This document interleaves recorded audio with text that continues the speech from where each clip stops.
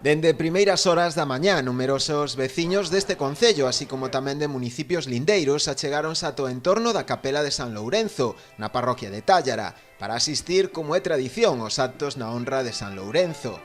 Aínda así non foi ata a 1 do mediodía cando tivo lugar o acto principal da xornada, coa celebración da misa solemne e a posterior procesión, na que o santo estivo tamén acompañado de San Mamede, a quen xa se lle rendera culto na xornada anterior.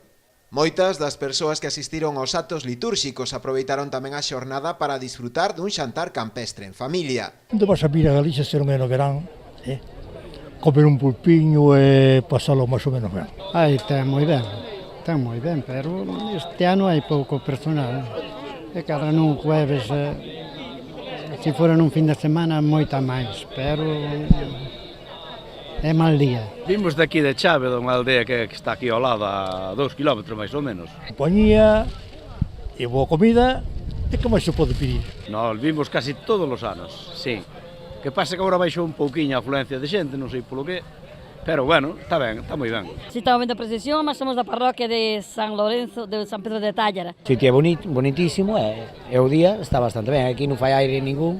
Está moi bo. O bo tempo e a beleza do enclave axudaron tamén a prolongar esta data festiva con tanto arraigo no municipio, na que tampouco faltou a música, da man da charanga Tíralle do Aire e o grupo de gaiteiros O Son do Pote.